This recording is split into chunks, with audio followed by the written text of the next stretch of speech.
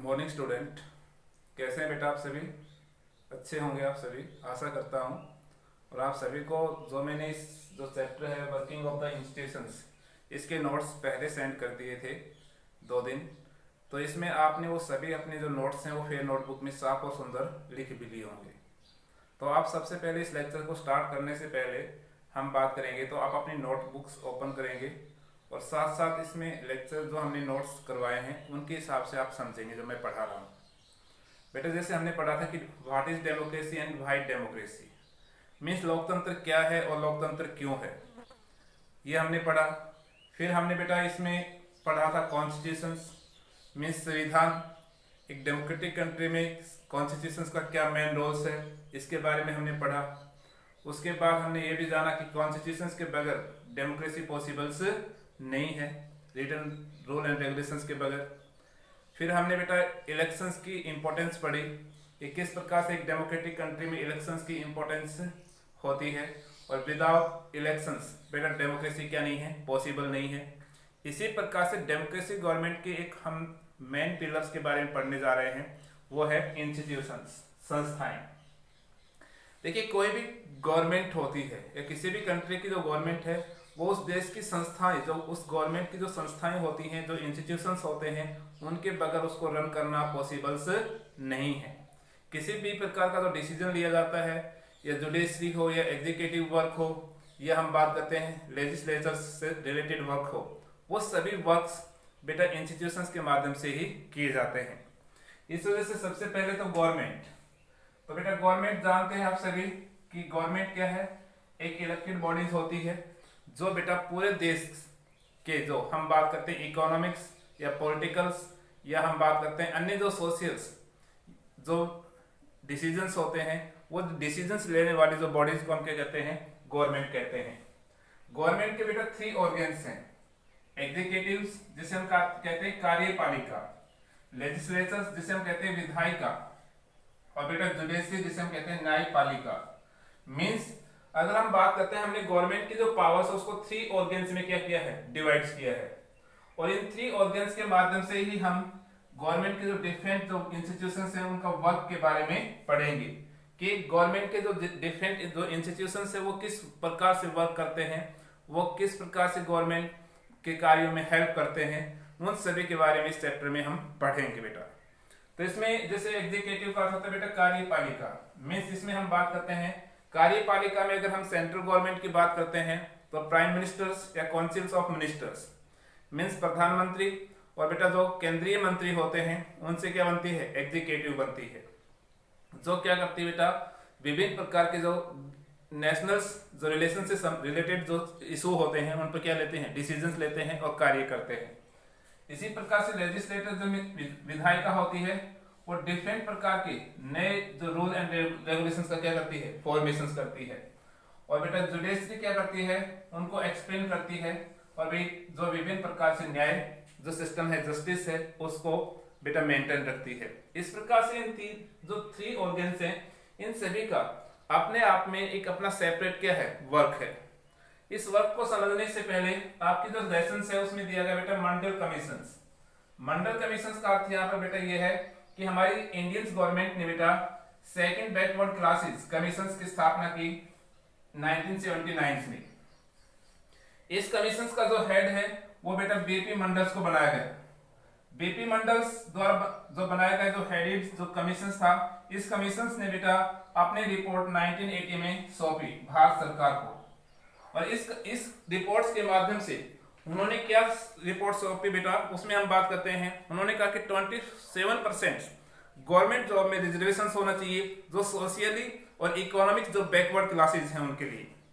इन्होंने कहा सोशल और इकोनॉमिक जो बैकवर्ड क्लासेस हैं, मंडल कमीशन की रिपोर्ट में उन्होंने 27% हम बात करते हैं गवर्नमेंट जॉब में 70% रिजर्वेशन की क्या रखी, डिमांड रखी।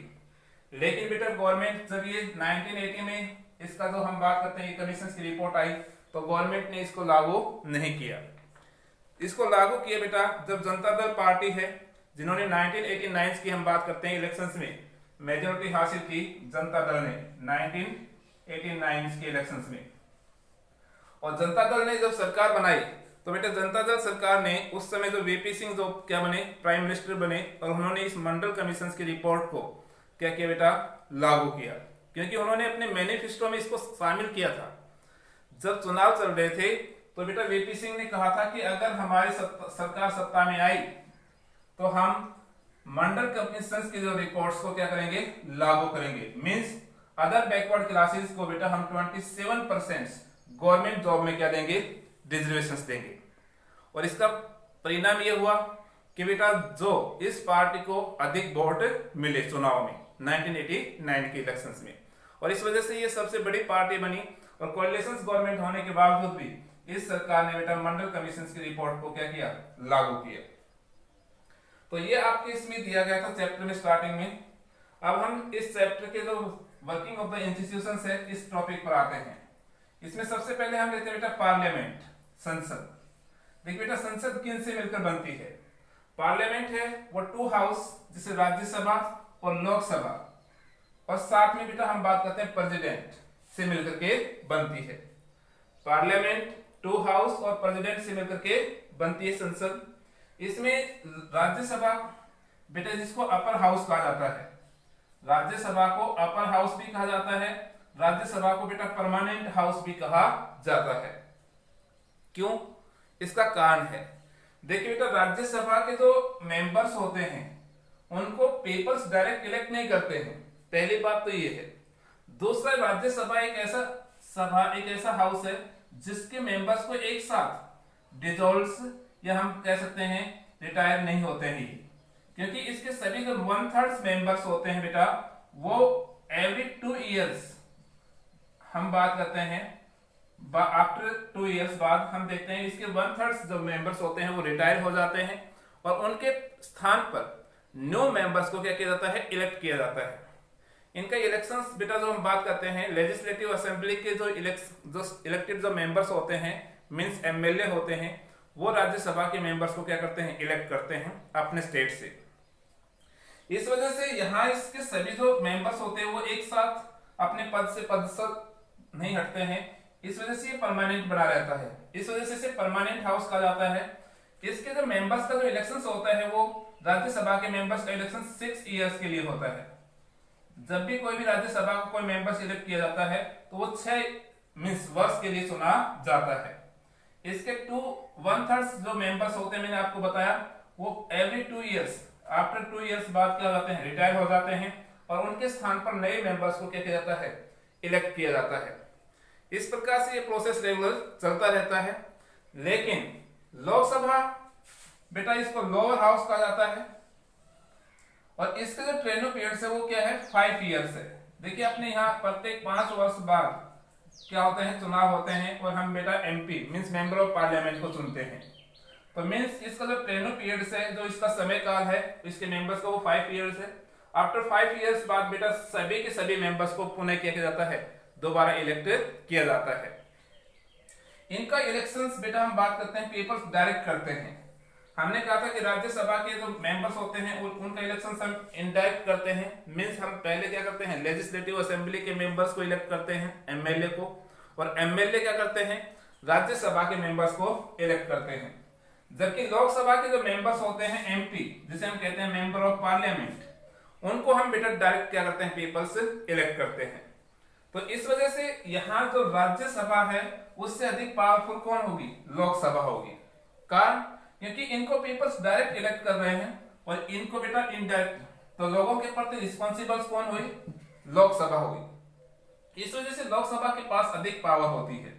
इसके बारे में डिस्कस करेंगे, उससे पहले बेटा हम राज्यसभा के बारे में और पढ़ते हैं। इसकी जो हम बात करते हैं राज्यसभा के, इसके जो टोटल जो इसकी जो मेंबरशिप्स है उसमें कितने आज एट प्रेजेंट हैं बेटा भारत में, मींस इसकी रचना के बारे में हम पढ़े तो बेटा राज्यसभा में एट प्रेजेंट 245 मेंबर्स हैं। कितने हैं, 245 मेंबर्स एट प्रेजेंट।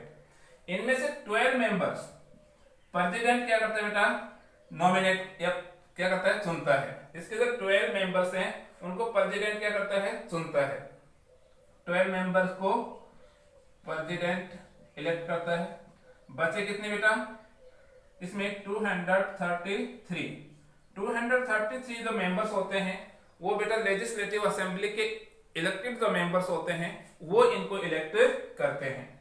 इसके अगर हम बात करते हैं इसके अधिकतम जो मेंबर संख्या हो सकती है राज्यसभा की जो मैक्सिमम, तो वो हो सकती है 50।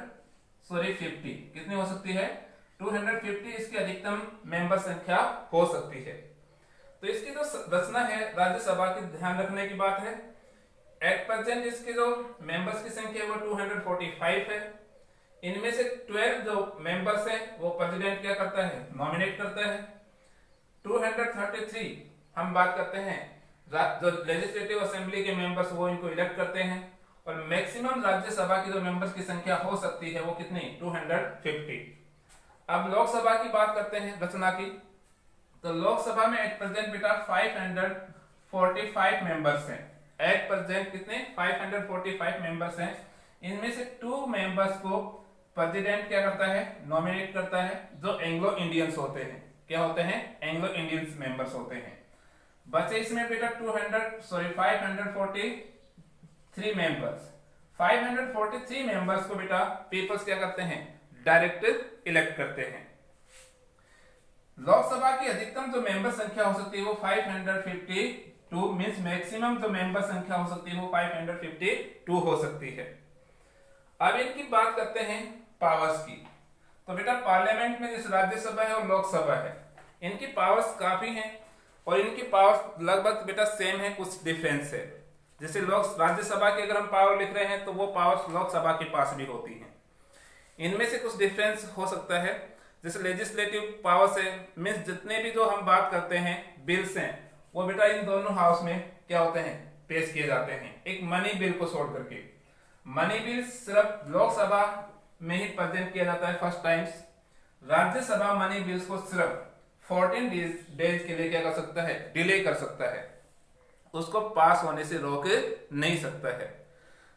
जितने भी ऑर्डिनरी जो बिल्स होते हैं वो बिल्स राज्यसभा में पेश हो सकते हैं और लोकसभा में भी पेश हो सकते हैं। पहले एक हाउस अगर उसको 2/3 मेंबर से मेजोरिटी से पास कर देता है तो फिर वो बिल दूसरे हाउस में चला जाता है। जैसे लोकसभा में अगर लोकसभा भी उस बिल को 2/3 मेंबर्स की मेजोरिटी से पास कर देता है तो वही बिल बेटा किसके पास चला जाता है? प्रेसिडेंट के पास चला जाता है। और प्रेसिडेंट जब उस पर बेटा असेंट या सिग्नेचर करता है तो वो बिल क्या बन जाता है? लॉ, कानून बन जाता है। इस प्रकार से हम देखें तो एक मनी बिल को छोड़ करके सभी प्रकार के बिल हैं वो किसी भी हाउस में पेश किए जा सकते हैं। इनके पास फाइनेंशियल पावर है पार्लियामेंट के पास, या हम कह सकते हैं लोकसभा के पास भी और भी राज्यसभा के पास भी। एग्जीक्यूटिव पावर्स है जो विभिन्न प्रकार के जो कार्य हैं, क्योंकि हम बात करते हैं एग्जीक्यूटिव तो लोकसभा जैसे प्राइम मिनिस्टर वो किसका मेंबर्स होता है? लोकसभा का मेंबर्स होता है। जितने भी मिनिस्टर्स होते हैं वो लोकसभा और राज्यसभा के मेंबर्स होते हैं। तो एग्जीक्यूटिव जो पावर्स है वो भी इन दोनों हाउस के पास होती है। साथ में हम बात करते हैं जुडिशियल पावर। तो बेटा हम बात करते हैं प्रेसिडेंट को इम्पीचमेंट के द्वारा, महाभियोग के द्वारा अगर पदस्थ करना होता है तो ये दोनों ही हाउस के मेंबर्स अगर 2/3 मेजोरिटी के साथ बिल को पास करते हैं तो बेटा प्रेसिडेंट को क्या कर सकते हैं? वो अपने 5 साल से पहले उसके पद से हटा सकते हैं। तो इनके पास जुडिशियल पावर्स भी है। साथ में हम बात करते हैं कॉन्स्टिट्यूशनली पावर्स, क्योंकि जो कोई भी नया कानून बनता है या कॉन्स्टिट्यूशन में जो अमेंडमेंट किया जाता है तो वो कौन करते हैं? राज्यसभा और लोकसभा के मेंबर्स ही करते हैं। तो इस प्रकार से दोनों में कॉन्स्टिट्यूशनली जो अमेंडमेंट पावर्स है वो इनके पास होती है। साथ में अगर हम बात करते हैं इसमें इसके अलावा जो पावर्स में इलेक्टोरल पावर्स, तो बेटा राज्यसभा और लोकसभा के जो मेंबर्स होते हैं वो प्रेसिडेंट और वाइस प्रेसिडेंट के इलेक्शंस में क्या करते हैं? भाग लेते हैं। स्पेशल पावर की बात करते हैं तो इनके पास स्पेशल पावर्स भी होती हैं दोनों ही हाउस के पास।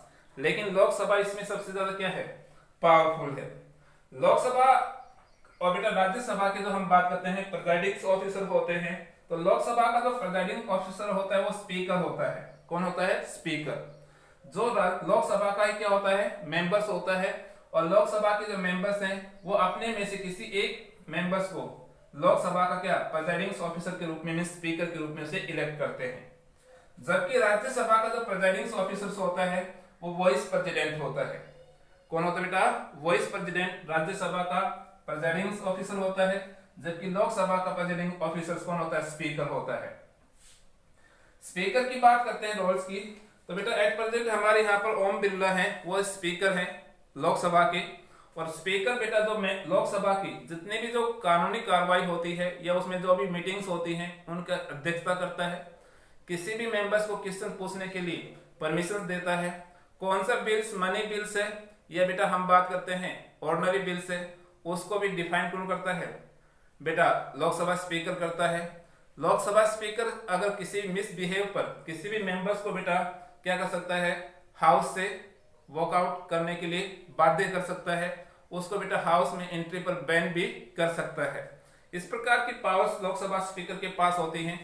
और बेटा हम बात करते हैं, हमने कहा राज्यसभा का जो प्रेसिडेंट ऑफिसर कौन होता है?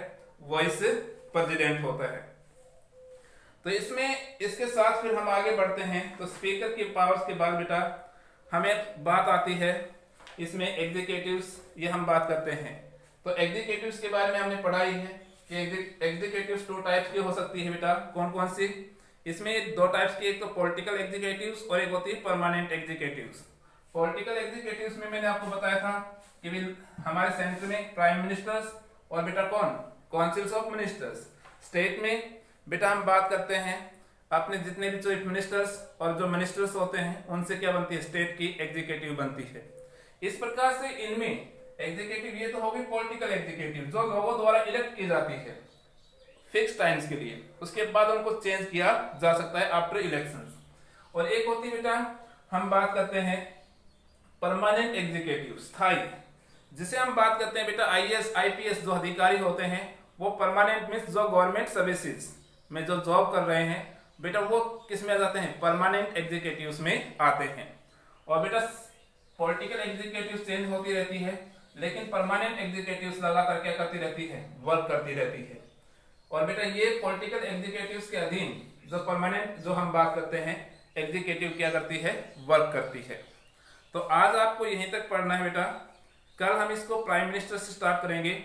तो आपको एग्जीक्यूटिव्स तक अपने जो भी टॉपिक्स हैं उनको समझें, और फिर भी कोई प्रॉब्लम रहती है तो मेरे पर्सनल व्हाट्सएप नंबर पर क्या करें? मैसेज सेंड करें।